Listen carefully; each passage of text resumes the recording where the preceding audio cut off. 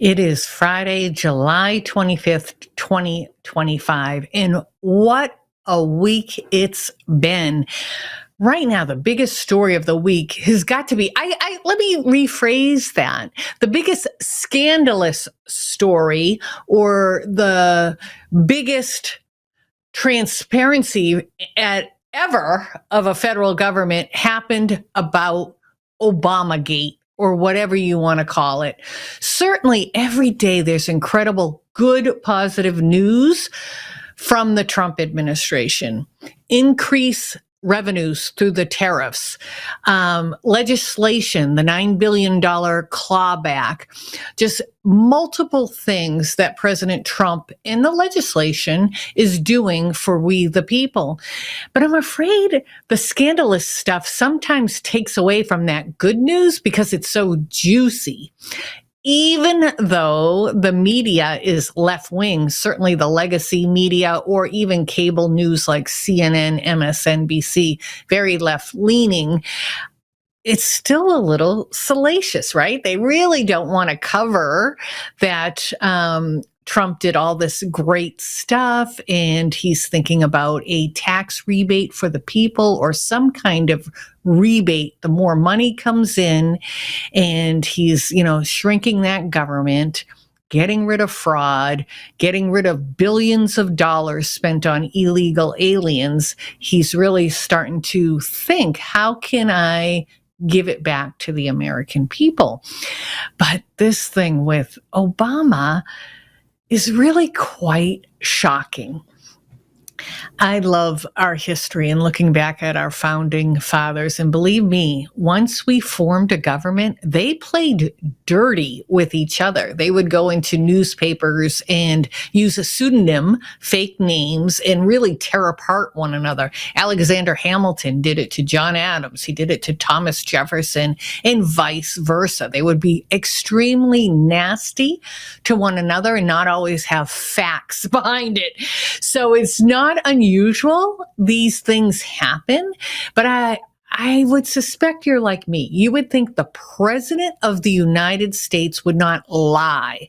Yes, he may be tilted in a way that shows his party colors, if you will, but not to instigate and perpetuate a huge hoax.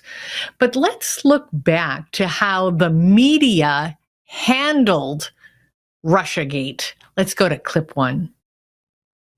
Russia hacking the election to elect Trump is the end of our democracy. Votes were definitely affected. Russia hacked the election to tilt it to Mr. Trump. The Russians definitively hacked the election. Russia did hack the election. No doubt. The Russians hacked the election. Yes. Russia hacked the election. Fact, Russia hacked the election. President-elect Donald Trump still not sounding convinced that Russia hacked the election. The president does not want to come to terms with the fact that the Russians hacked the election. President Trump says he still wonders if the Russians hacked the election. If you can get him to accept that Russia hacked the election, see if you can get him to accept who won the Civil War. If he admits it, it casts a shadow on his victory over Hillary Clinton. Russia hacked the election. Russia hacked the election. Russia hacked the election. Russia hacked the election. Let's be clear, Russia hacked the election. Definitively, Russia hacked the election, and Russia is doing it again now. Election-related cyber hacking. Cyber hacking of U.S. elections. Cyber hacking of the election. Russia was cyber hacking the election. Russia was cyber hacking the election. The CIA, the FBI, NSA. All of these intelligence organizations. 17 intelligence agencies. All conclude that Russia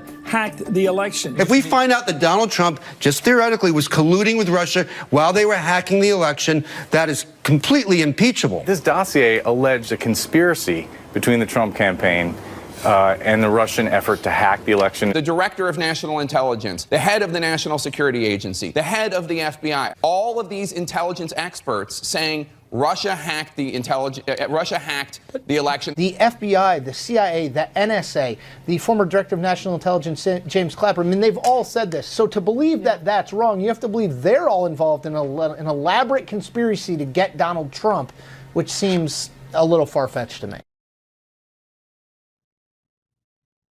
And guess what? That's exactly right. They were all involved. I mean, look at the pictures of them. You have Clapper, you have Clinton, you have Comey, you have Strzok, Obama, McCabe, Clapper. I forget the little guy on the end's name, but they were all in on it. And Obama was the one who pushed it. I have to say, it all was so actually poorly put together, but because the left-wing media, as you saw, ran with it, the public were outraged. They were like, what the heck? How dare Trump do this? How dare Russia do that? Or we expect Russia to try to influence our election, but here's a man who colluded with them. Let's look at clip 3. The name of that firm was Fusion GPS. Is that correct? And you're on page 103? 103, that's correct, volume 2. When you talk about the firm that produced the Steele reporting, the name of the firm that produced that was Fusion GPS. Is that correct? I'm not familiar with that. Let me just help you. It was. It's not a trick question. Right? It was Fusion GPS. Now, Fusion GPS produced the opposition research.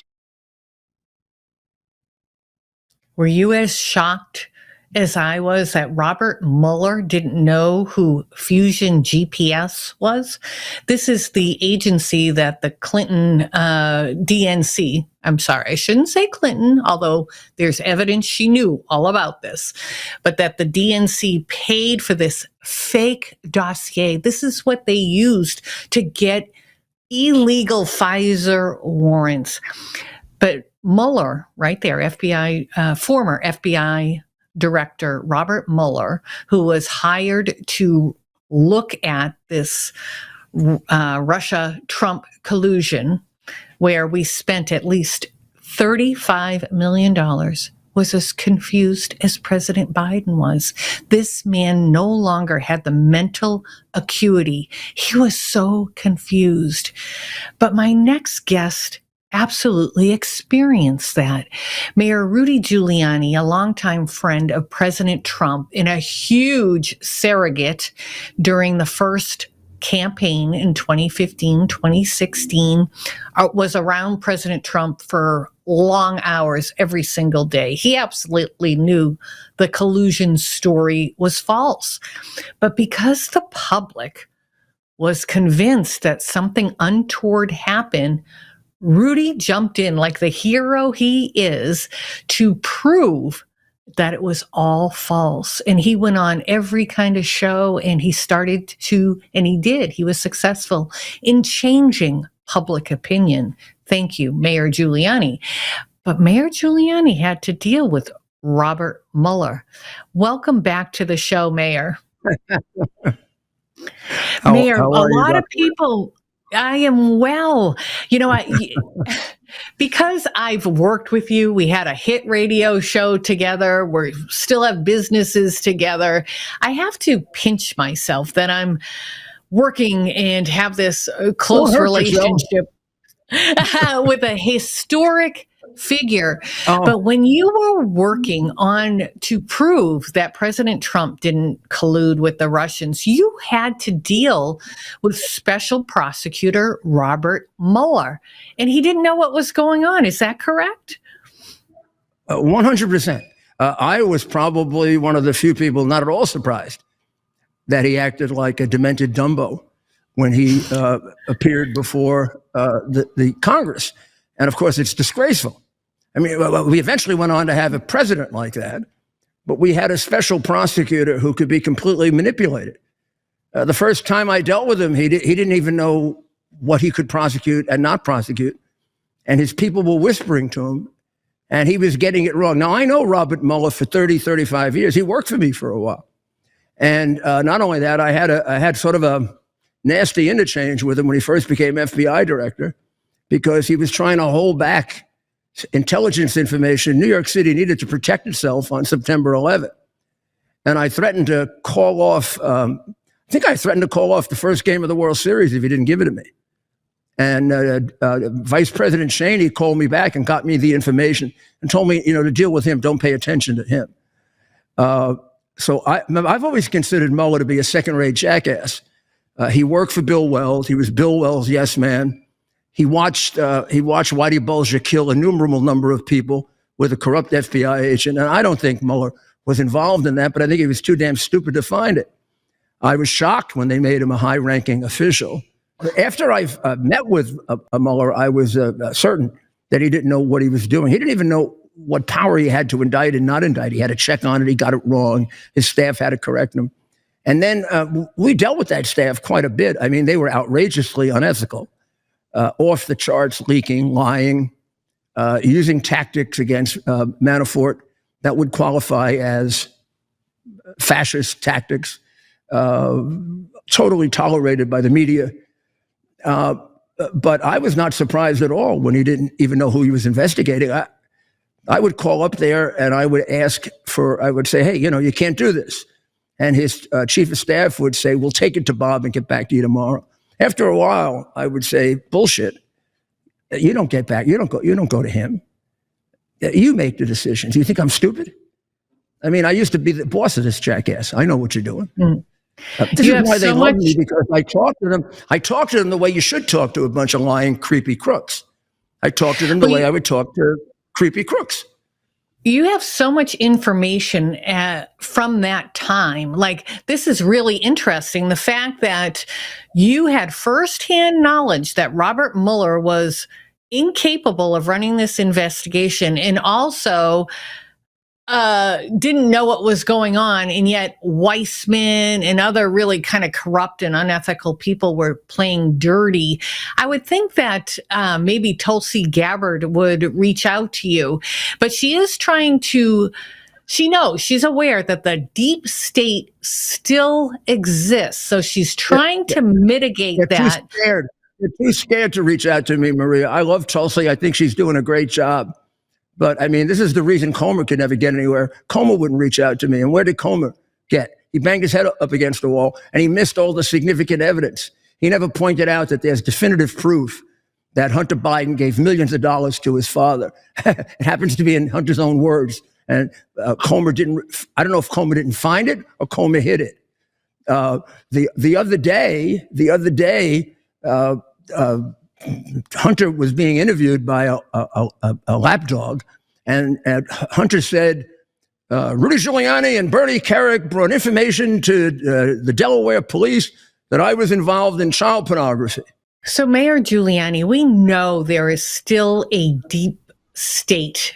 Obviously, it was prevalent in 2016. You brought up the bad will from these crazy people trying to prosecute President Trump, and they weren't acting in an ethical, maybe even legal behavior.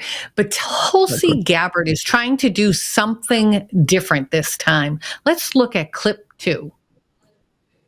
Shortly after coming into this position as Director of National Intelligence, I formed a special team to investigate this issue. I got to tell you, it wasn't easy. There were a lot of deep state obstacles that exist still within the intelligence community. But ultimately, we had a whistleblower who came forward that brought some critical pieces to this story. And we were able to discover these documents and find these documents that really pointed to President Obama directing his national security leaders in James Clapper and John Brennan to manufacture this January 2017 intelligence community assessment. The investigation that I led at ODNI that we released last week, Friday, provided a lot of those foundational building blocks and proof for what we know happened. The report that we released today, the House Intelligence Committee Oversight Majority Staff report that investigated that January 2017 assessment that President Obama had manufactured with fake intelligence in order to achieve, knowingly using false intelligence in order to get to the conclusion that he wanted to promote to the American people that Putin had acted in favor of President Trump winning that election in 2016. So, Mayor Giuliani, I have a couple questions related to what Tulsi Gabbard just said. Sure. One, shockingly, she puts together this group and she gets resistance. She really had to dig deep to get all the documents. Are those people insubordinate? Can't they be fired, or are they somehow protected by their union? It's a good question, Doctor. It's probably all of both, all. The reality is some of them are probably political appointees that the Democrats were great at doing this. They've been doing it for years, going back to Carter. They bury them in the bureaucracy. When they're going out of office, the last year or so, they go through this procedure in which they make them civil servants. Now, that's why 90% of the Justice Department are Democrats. 90% of the State Department are Democrats. You go through those agencies. I mean, the government, what's the United States is what, 50-50, 45-45, whatever. They're almost 100% Democrat. And then when they go out of office, they bury them. We don't do that. We go out and earn a living because we're capable of doing that. Remember, these are mostly people from left-wing schools that have been trained as Marxists, that hate our country, that kind of think it's okay to burn the flag and kneel down when the national anthem is on, and that's the best of them. They are protagonists for China, protagonists for the Ayatollah. I mean, Obama should go to jail for paying money to terrorists. I mean, he gave a fortune to the Ayatollah, and the Ayatollah was as big a terrorist as bin Laden. Suppose Bush had given money to bin Laden. I can't see that being immune in any way, giving money to a terrorist who specializes in killing Americans. So basically, Obama was funding the killing of Americans. So we're shocked that he was involved in a coup. I'm not. I knew it 5 years ago, Maria. So, right, we know that history about President Obama, but now Director of National Intelligence Tulsi Gabbard is saying almost emphatically it was President Obama who pushed a false narrative, which not only costs the nation money, time. It's clearly wrong, right? Unethical, immoral. But is this a crime? Is this a crime? Well, it's very interesting. I mean, first of all, yes, it's a crime. Question is, can it be prosecuted because he was president of the United States when he did it? And that's where the decision that actually helped President Trump will come to bear. How far does presidential immunity go? So they extended it. At pretty far in the Trump case, but not necessarily to treason, not necessarily to sedition, not necessarily to crimes of violence, which giving money to a terrorist would be. So I mean, that's a question the Justice Department should test. Does the Supreme Court want to go so far as to say a president can do anything? So it's so funny. You're thinking on the same lines as President Trump, that the Supreme Court, kind of helped in their ruling about immunity, helped President Trump. But it's also helping President Obama through this, right? Let's look at clip 4. Mr. President, how do you think that record is? Did you speak to Netanyahu? Thank you, Mr. President. How do you think that the Supreme Court's ruling that benefited you on presidential immunity would apply to former President Barack Obama and what you're accusing him of doing? It probably helps him a lot. Probably helps him a lot, the immunity ruling. But it doesn't help the people around him at all. But it probably helps him a lot. He's done criminal acts, there's no question about it. But he has immunity, and it probably helps him a lot. A trade agreement you're looking to sign too. He owes me big. Obama owes me big. Obama owes me big.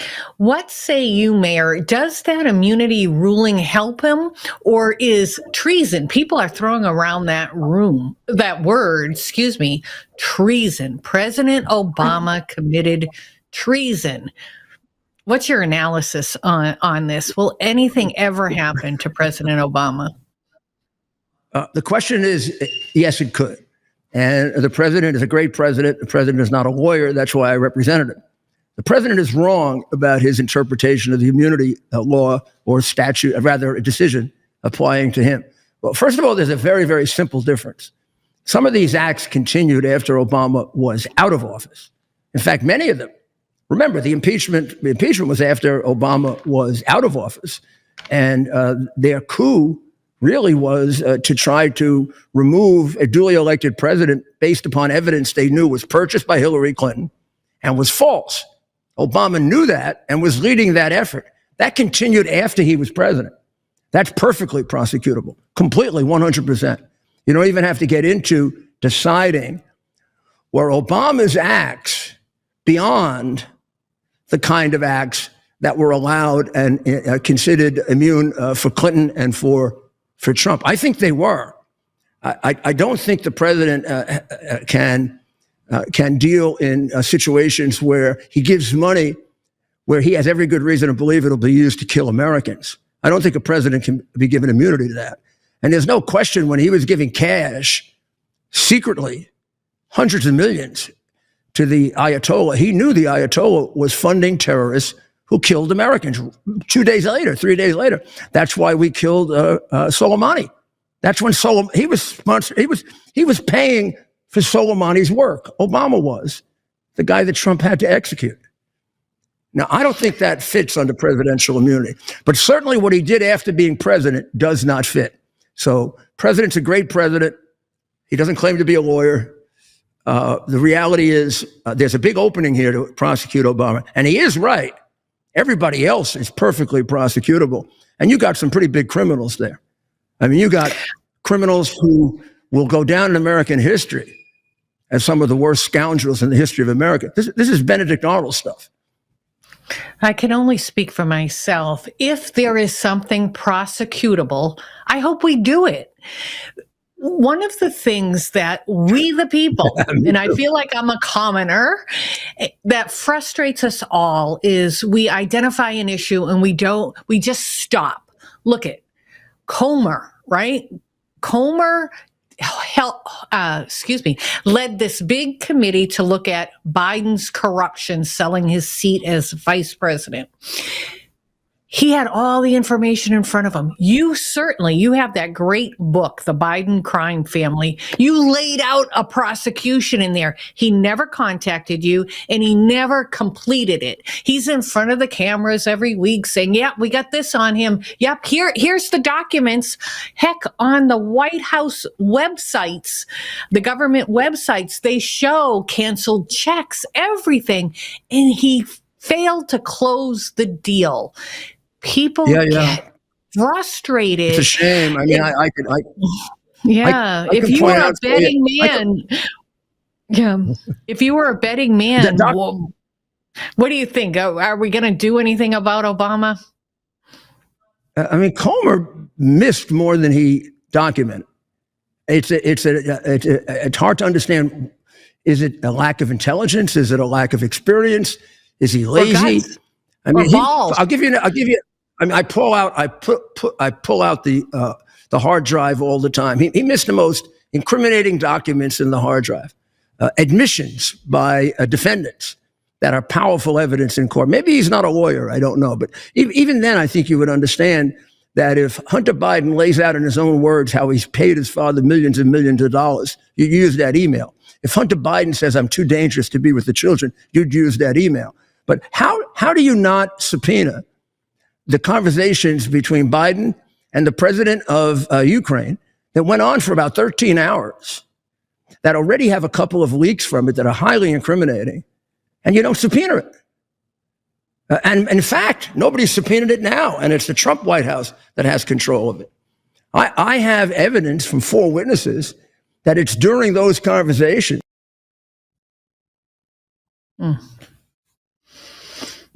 Biden and the massive bribe to the president of Ukraine, which Zelensky is covering up. Maybe that's why they're covering it up, because Zelensky is covering it up. But it doesn't involve Zelensky. It involves his predecessor. Now, he took a minimum of probably $50 million. Biden took about 20. We have evidence that was discussed during 4 conversations in February of 2016. I give you the specific dates. I have little leaks that the Ukrainians gave me up. But these are full conversations. It's the only time in 8 years as president that he ever talked to anybody that much on the phone, Biden. It's about 14 hours of conversations. And it's all during the time that the prosecutor is fired and the case against his son and the oligarch who was paying them off was fixed. It could be all on tape. You have a lot of information. Coomer never reaches out to you. I'm so disappointed in him. It frustrates the people. It frustrated the people when he even attacked me. Okay. And I'm sorry about that. That's not right. But prosecutor Herr, or special counsel Herr, says, you know what? There's a lot of evidence there, but we're not going to go any further because basically he's a senile old man. That was wrong, right? There's right and wrong. Let's go to the next step. Now, the thing that's bothering people is his mental capacity. We all saw the deterioration of President Biden's mental capacity. Heck, we saw it on the campaign trail in 2019. People like you and I, you did a podcast on Common Sense about his decrease in his changing mental capacity. Let's look at a little compilation of President Biden. Clip 9, please. Watch me. If you think I don't have the energy level or the mental acuity. The best way to get something done, if it holds near and dear to you that you like to be able to, anyway, from Charlotte, another line going from in Florida down to Tampa of Putin's kleptocracy. America is a nation that can be defined in a single word. I was going to put him. The idea that Los Angeles and what am I doing here? For 2 reasons. One,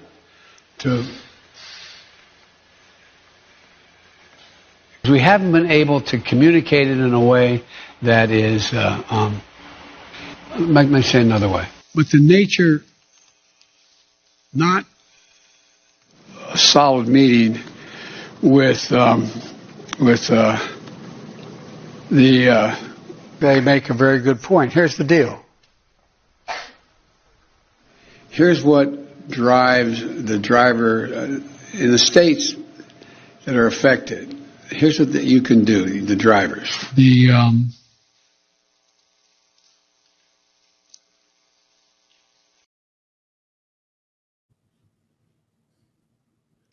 It brings back bad memories and anger. I'm actually angry. He never should have been president. It was an illegitimate, ripe with fraud election. Who was going to vote for this guy?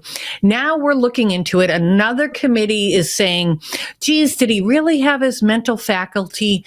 It's more around the pardons. They brought his doctor in. His doctor pleaded the fifth. They bring in Dr. Jill Biden's work husband, her chief of staff, Bernal. He pleads the fifth. Ron Klain was the chief of staff for President Biden in the first half of his administration. He had been very cooperative, but he really didn't go into too much detail about what he was. Very vanilla. Let's look at clip 7 as Klain dodges reporters on this subject. But I do think, the president was pushed by public by public calls from elected officials for him to drop out, from donors calling him to drop out, and I think that was wrong. I think he made the decision ultimately, and he made the right decision to say, if I'm going to leave the race, I think the vice president should take over. And why was it wrong, though? for them to do that? Why was it wrong for donors to raise objections to other elected officials? I think that not wrong like immoral, but I think it was unfortunate because I think that the president had won the nomination fair and square. 14 million people went and voted for him and the vice president's vice president. But again, that's all in the past, Anderson.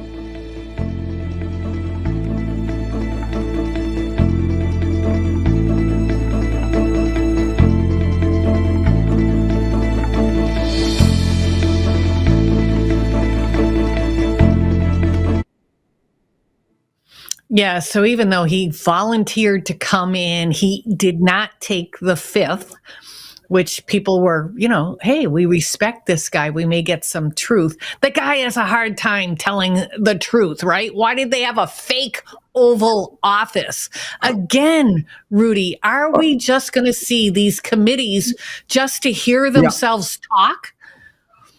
I'm afraid we are. I mean, I don't know, Republicans or Democrats who talked about how open he was and how the guy is a miserable, pathological, unpatriotic, anti-American liar. And he almost sounded like Biden when he was talking. He sounds like he's got a little bit of a mental problem. But that's because he's lying so much. I mean, this guy doesn't know what the truth is. I mean, if you told him the truth, he'd repeat it as a lie. He sat there throughout the entire presidency and saw a sub-moron have his hands next to a button that could blow up the world and didn't do a damn thing. You know how many people are dead because we elected a sub-moron as president? Probably hundreds of thousands. There wouldn't have been a war in Ukraine. Nobody in Ukraine would be dead today if we didn't elect a sub-moron as president. How about all the people in Afghanistan that got killed because this absolute idiot took the troops out before the civilians who the terrorists wanted to kill? His military told him that, but they didn't have the guts to stand up to him afterwards because they care about their damn stars on their shoulders and their stupid things they have on them than they do America. Every one of those guys, in my view, committed treason. And this guy cost us lives. This is no joke. This is not just politics. Hundreds of thousands of people died because we did the thing that's unthinkable. We elected a completely incompetent, immoral, depraved, and perverted man with a family with similar people in it to the White House. And I have to correct you there. I have to correct you. I honest to God believe we did not elect this man. And you talk about, and I agree with you, our withdrawal of Afghanistan was terrible. And giving up that Bagram Air Base was strategically nuts. Oh, I forgot that. But what he allowed at the border, so we could go on and on about Biden, but I only have a few minutes left with you. I was going to call you president. I only have a few minutes left with you. So Hunter Biden all of a sudden has crawled out under a rock and gave an interview with another wackadoodle type reporter. And he mentions you. What's your response? 2 minutes. Well, I think Miranda Devine has the response in Friday's New York Post.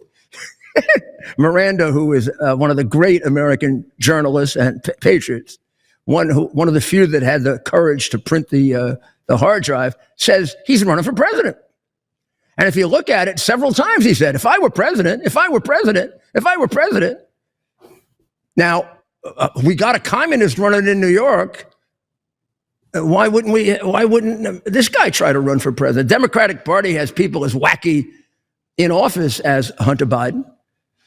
My view of Hunter Biden is he's a creature of his perverted, disgusting, horrible father who used him in a way that you don't do with an addictive prone personality. You don't take an addictive prone personality and make him your scummy bag man. He had plenty of people in Washington that'd be willing to collect money for him. I mean, they'd be lined up by the dozens. They're doing it all the time anyway. And I think Klain was treated that way because he's one of the inside guys. And I think even the Republicans went easy on him. That guy, I mean, you go back to the hard drive all the time. It's like the Bible. There's a document in 2019 that answers the whole thing. Hunter tells his psychiatrist that his father is demented. I said 2019, doctor. The psychiatrists agree, and then they make fun of all the stupid things his father does. You don't need all this. All you have to do is play that. Why won't they play it? Why won't they play Hunter saying I was a danger to the children? Why won't they play saying I gave my father, in essence, $40 to $50 million that came from the money I made, which is all money that he made from foreign countries? I don't know. I don't need much more than that to make a bribery case unless I'm a moron like they are. Well, good job. As always, we appreciate your forthrightness and your knowledge, your expertise, and your analysis. Thank you. Thank you. Thank you. We're going to take a short break. Please stay with me. I'll be right back.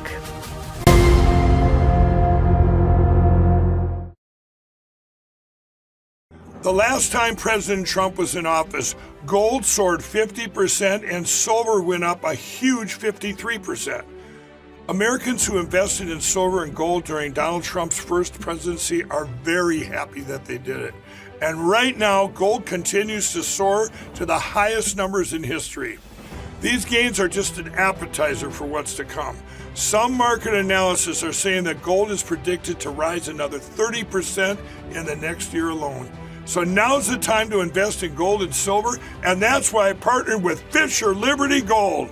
Fisher Liberty Gold is a conservative-owned and operated precious metals investment company. They even helped my good friend President Trump get elected through their contributions to Turning Point USA and other conservative groups.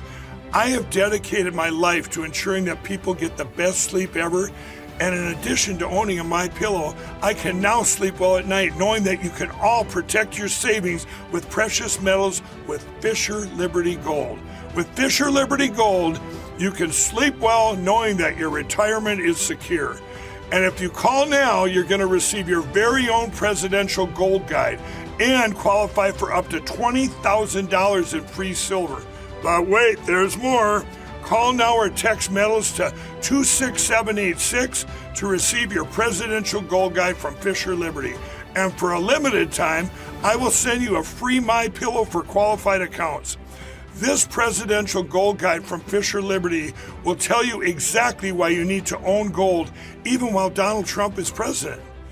And just by calling in, you get a free MyPillow for a limited time for qualified accounts and up to $20,000 in free silver. So don't wait.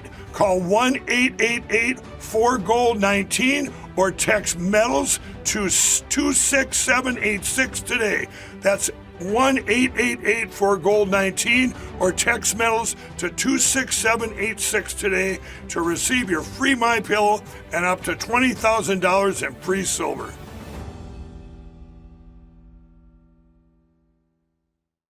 You all know I stand by the truth. And if I put my name on something, I truly believe in it. Today, I'm thrilled to introduce you to something I'm incredibly proud of. My own brand of organic specialty coffee, Rudy Coffee. Believe me when I say it's the best coffee you'll ever try. It's smooth, rich, chocolatey, and gentle on your stomach. It's so good, I even recommend drinking it black. It comes in 3 varieties, including what I promise is the best decaf you'll ever have. You can order now by scanning the QR code on your screen or by visiting rudy.coffee. By supporting Rudy Coffee, you're not just treating yourself to exceptional coffee, you're also supporting our cause, the cause of truth, justice, and American democracy. You'll also be supporting the Call to Action nonprofit, which is devoted to helping veterans and first responders, so you can make a difference and taste the difference by ordering today at rudy.coffee. Whether it's being a weekend warrior or spending time with your family, feeling your best is the key to doing the things you love. That's why I'm excited to tell you about Nirvanta. It's a natural solution designed to help you stay active and live well naturally. Nirvanta is a topical blend of all natural essential oils like frankincense, myrrh, and a proprietary gold standard plant stock extract. It's perfect for your hands, feet, knees, back, or anywhere else that needs a little extra care. Use Nirvanta proactively as part of your daily maintenance routine, and you're guaranteed you're going to feel the difference. Simply massage Nirvanta in for at least 60 seconds 2 to 3 times a day to get the best results. And if you're not completely satisfied, you get your money back. No questions asked. There's simply no risk and no reason not to try Nirvanta today. Right now, you get 15% off with code Lindell exclusively at nirvantahealth.com. So stop reaching out for that medicine cabinet. Get Nirvanta instead and experience the difference. Go to nirvantahealth.com. Use code Lindell to get 15% off today. Nirvanta Health. Live well naturally.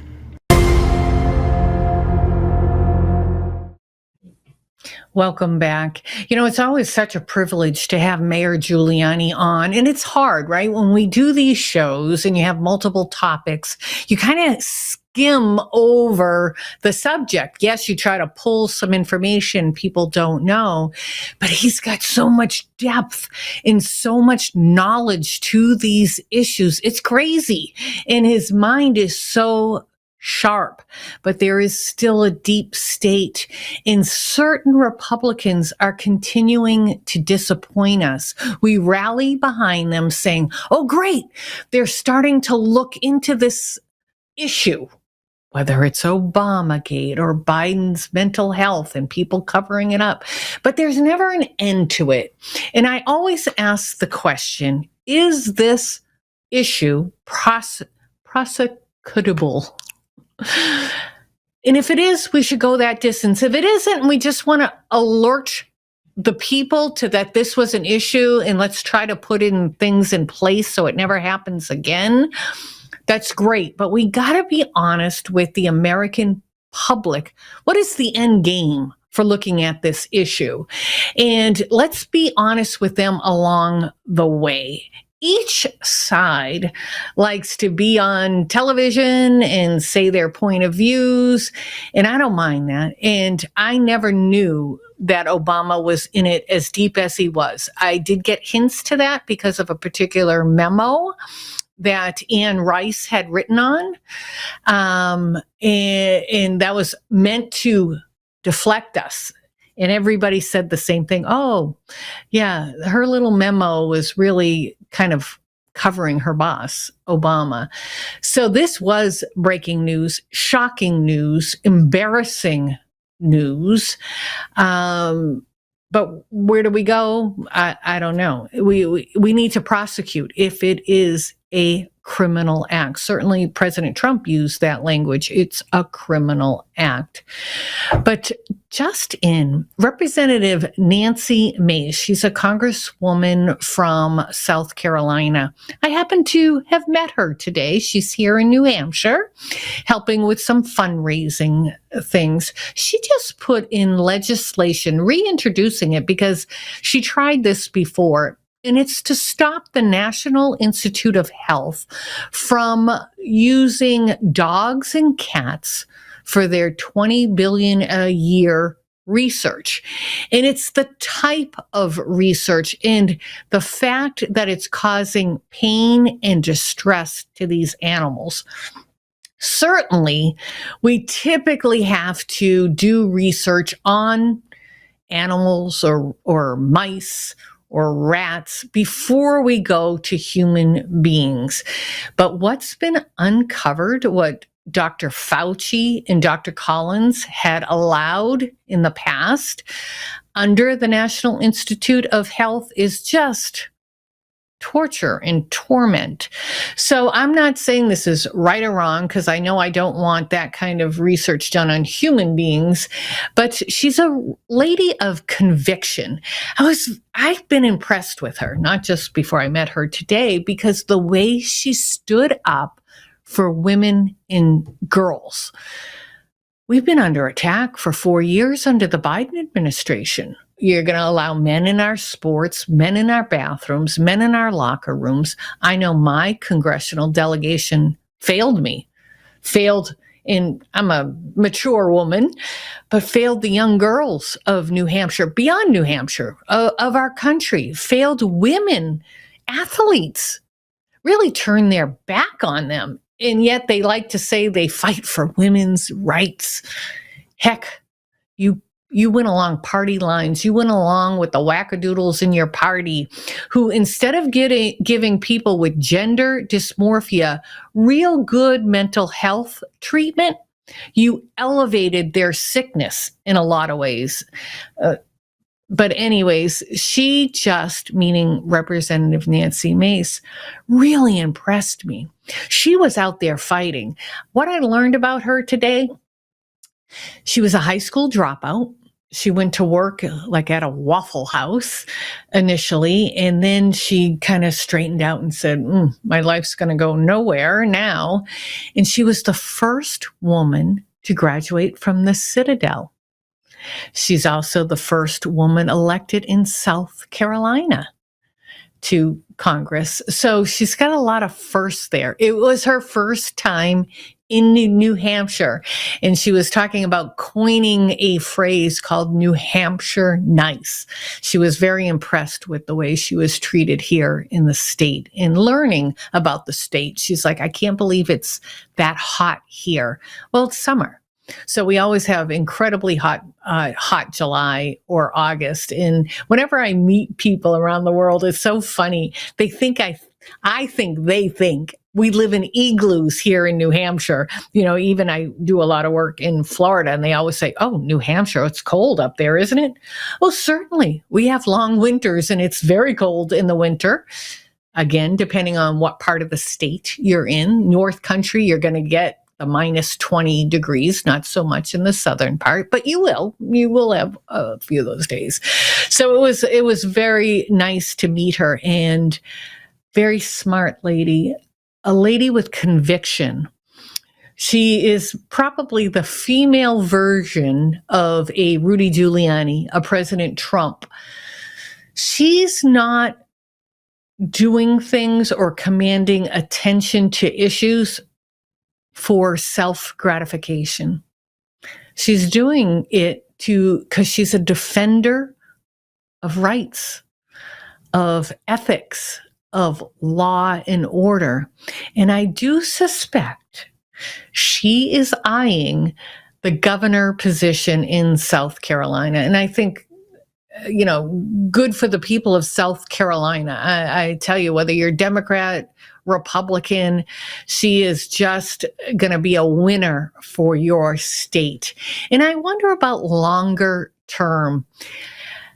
I meet a lot of very influential people. It's pretty rare, I say, that person could be a president. The president we demand, not the presidents of old days that are like just glad handlers, shaking your hands. They say the right thing, but they really never do anything. They really haven't defended the American way of life or what our founding fathers wanted. I can see that in this lady, and I could see her in being successful at being president someday.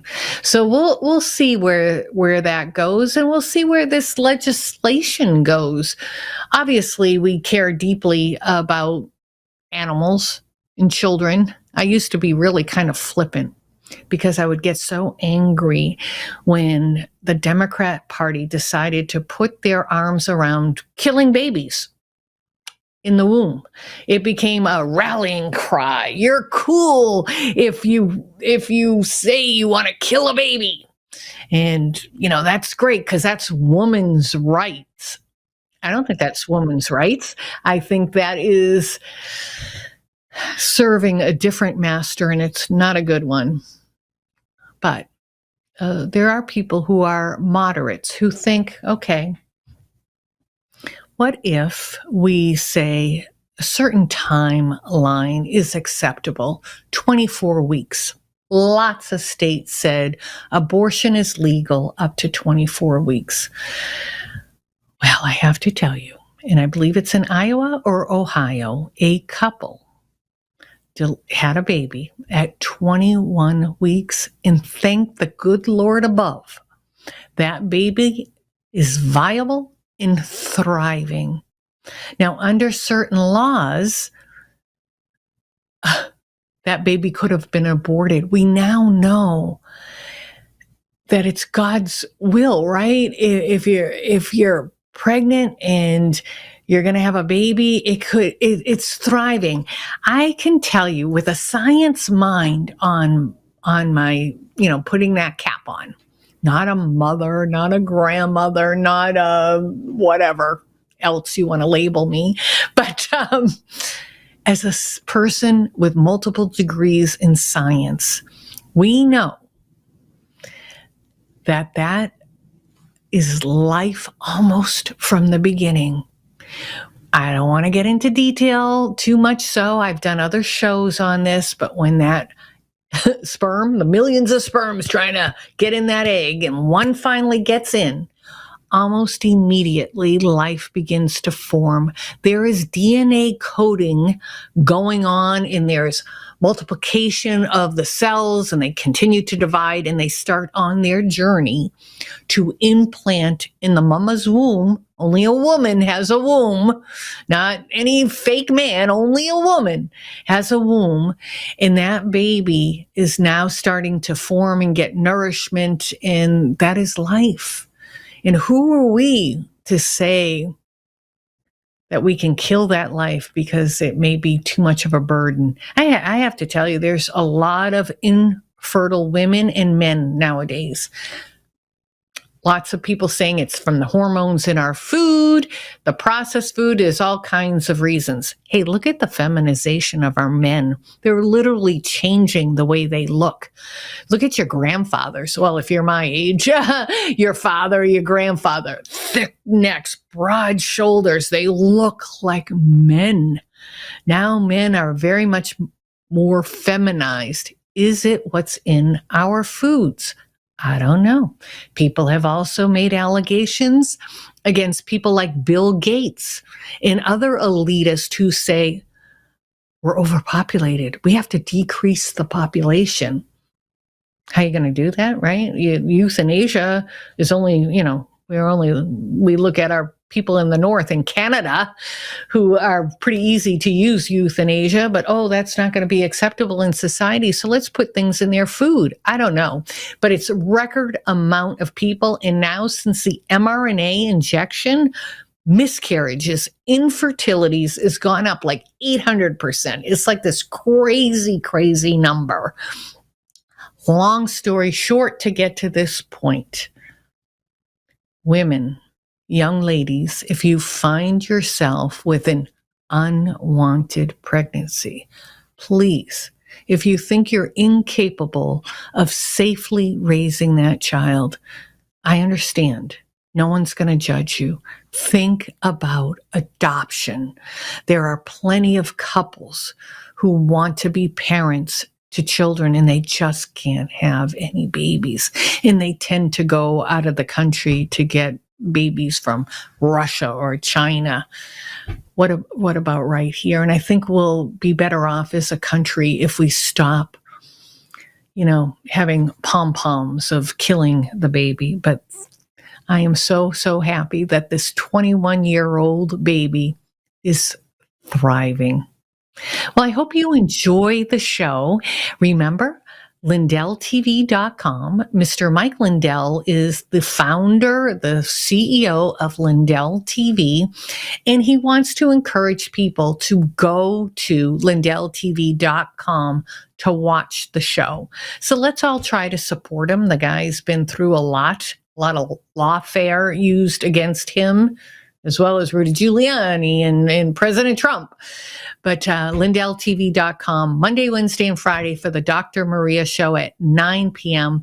But you know what? If you miss that time, if you're a person who goes to bed early, you can watch the shows at any time. You could watch it the next day, whenever.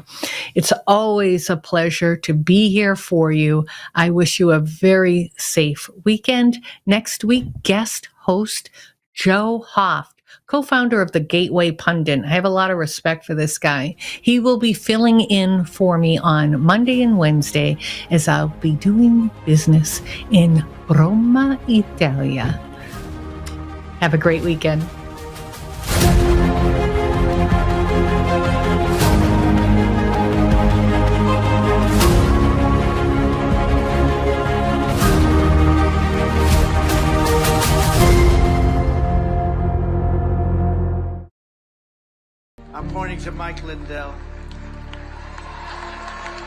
That man suffered.